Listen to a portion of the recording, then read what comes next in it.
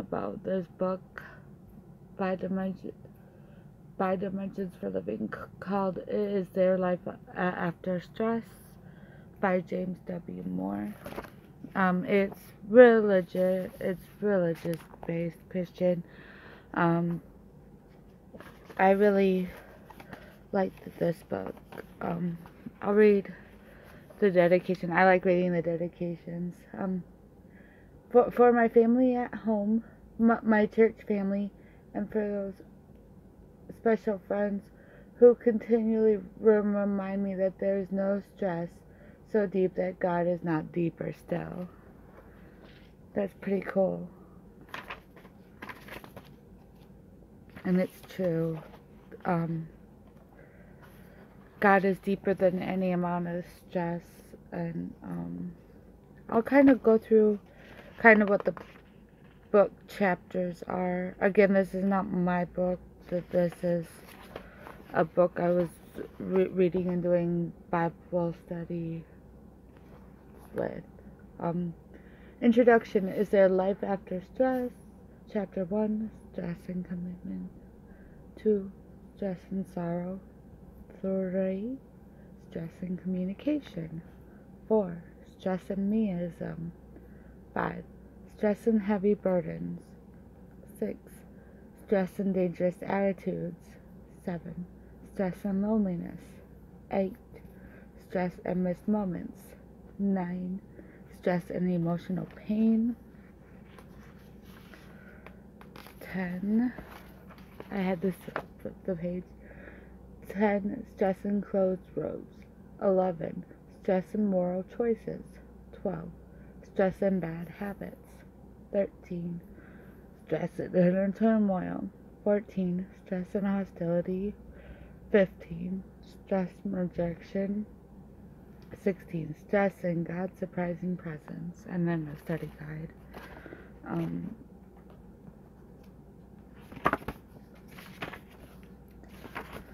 Let me see if I can talk about. It's hard to talk about it. Let me see. I'm looking for a specific part of the book to specific parts of the book to talk about. Okay. This is just from the introduction. How do we as Christians handle the stresses, the problems, the heartaches, the challenges, the disappointments, and the broken dreams? The job you so desperately wanted and didn't get, the raise you needed so much that didn't materialize, the promotion you deserved that never came, the romance that fizzled and left you with a broken heart, a business that looked so... Oh, shoot, I dropped the book. Promising.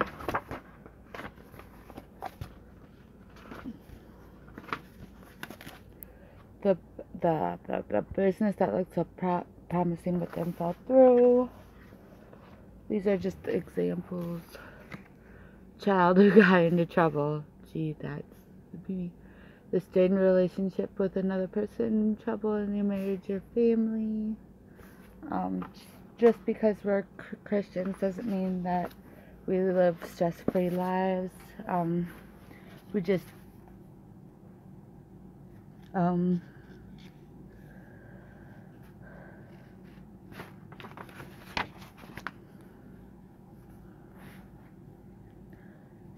we need to learn to entrust our troubles to God. And yes, Mormons are Christian. People can deny all they want to, but I consider myself a Christian and a Mormon, and they're both the same. So, why doesn't God ever just get tired and stop? But because God is love, and love never gets tired. That's from the 23rd Psalm. God is love, love never gets tired. God is like a dedicated conscientious shepherd who always takes care of his sheep. um,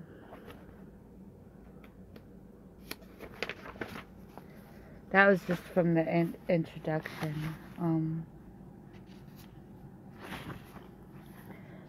I really enjoyed this book. I'm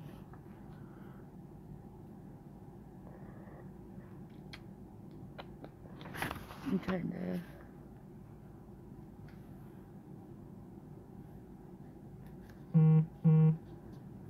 Oops.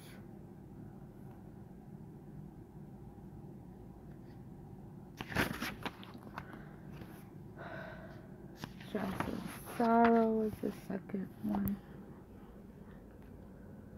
We're not without sorrows. We still go through stressful and demoralizing experiences in our lives, but it's what we do with it that makes Christians different. How we go through the lonesome valley of the shadow.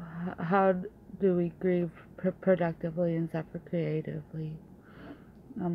How do we deal with the emotional and spiritual pain that accompanies a broken heart, and how do the resources of faith help?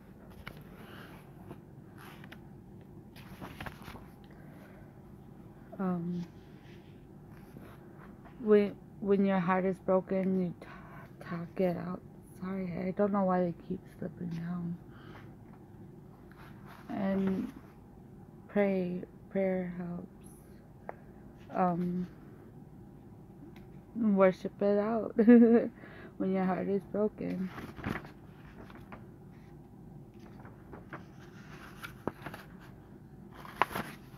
Or work it out and find a solution and pray.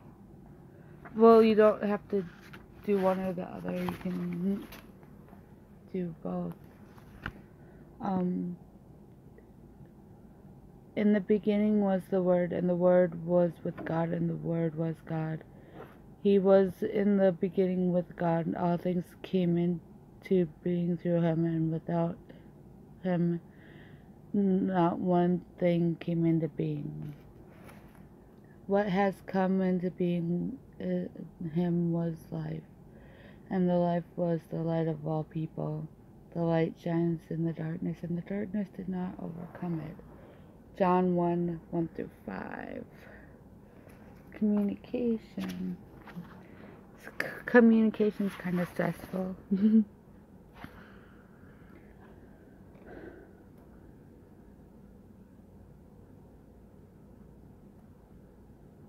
Especially for those shy types.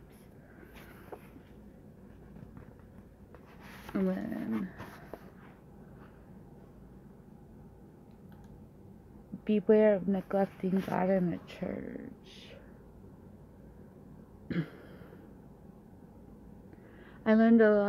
I also learned a lot of about communication at church.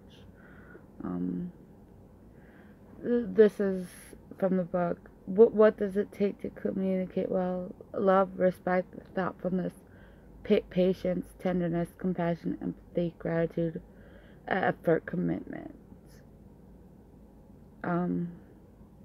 Just like the author, I learned those from the church.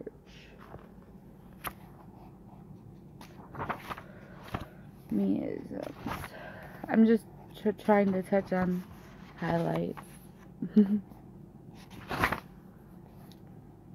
Heavy burdens. I know about burdens, but I don't think I've really come across any heavy burdens. I've been pretty lucky.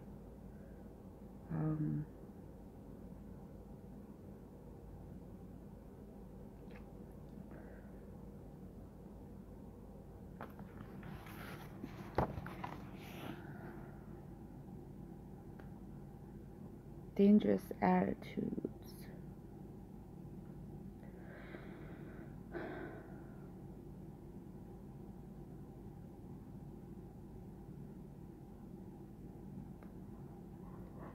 I learned so much through this book. First, there is the danger of hatefulness.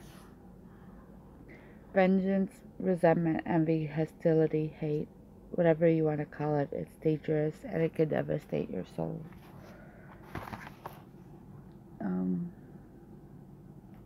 Again, that was from the author. Those weren't my words.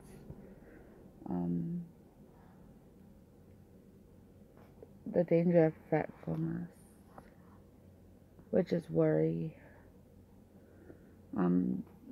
God said, worry not, or something like that, in some way or another, a whole lot of times in the Bible. And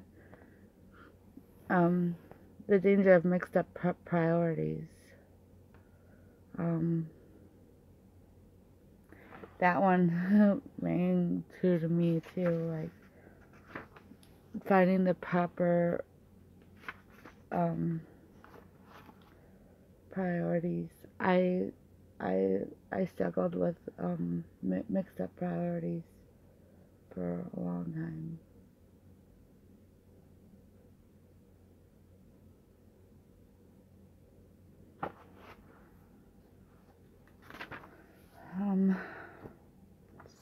Stress and loneliness.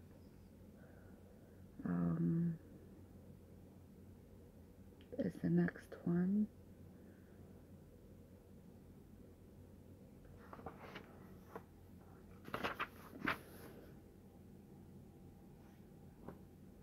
And then it talks about the difference between loneliness and solitude, and that there were different kinds of loneliness.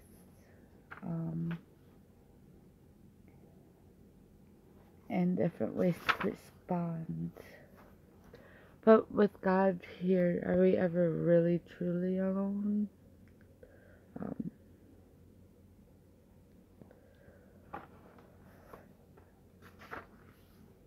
But you still can feel alone. It's hard to explain. Missed moments. I've had those too. I think this book, like everything kind of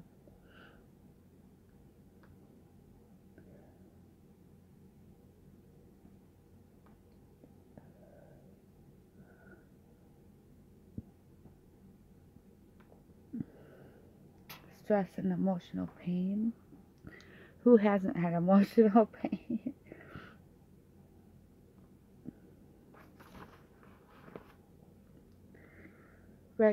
This is from the book. Recognize that at times that disappointments do come to all people. I understand that we may rebel against them a bit. But beware of blaming others for our misfortune. Find creative outlet for our pent-up energy. Go on with life, living one day at a time.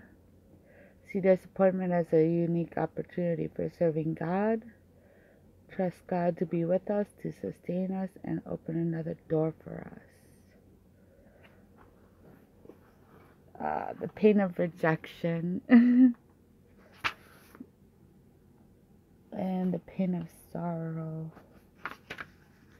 Kind of, I lost a friend a year ago to cancer, so yeah. That wasn't the first person cancer took from me, and probably won't be the last. I hate that disease.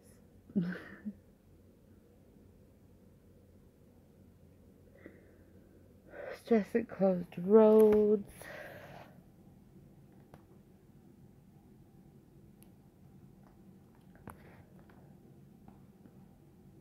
Anger, self-pity. You can quit your journey when your way is blocked. You could put the blame on someone else. But those are all bad choices, obviously.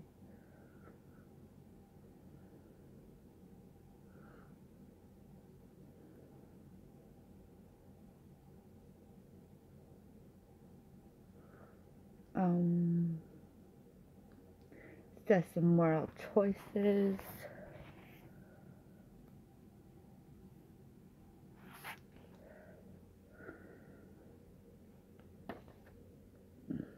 I think Sundays I'm gonna do religious-based videos on this channel. I think it'll be good for me, and if other people don't like it, they can watch something else.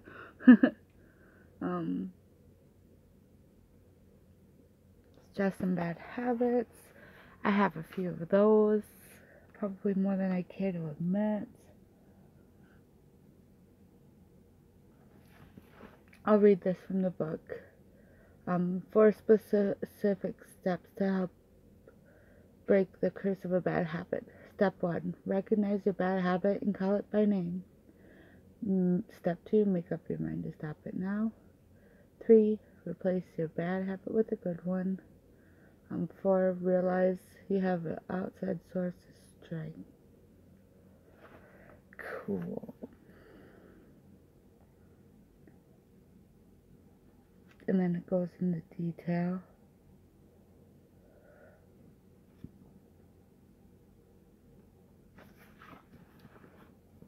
Stress and inner turmoil.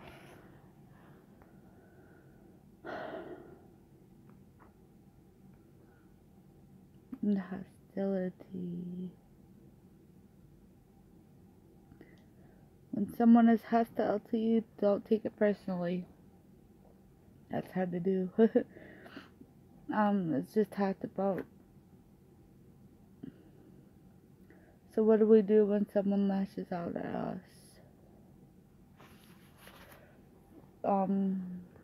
And according to the book, as the author sees it, there are 3 possible choices. First, there's the childish response. Second, there's the adolescent response. And third is the mature adult response.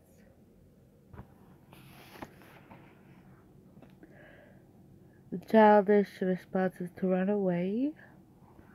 The adolescent is to fight back or get even. And and the mature adult is absorb the hostilities but not take them personally. That one's really hard.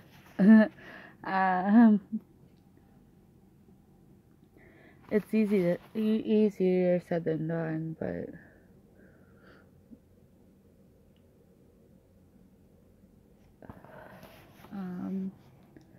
stress and rejection. I don't like rejection. I don't think a lot of people do. And stress and God's surprising presence.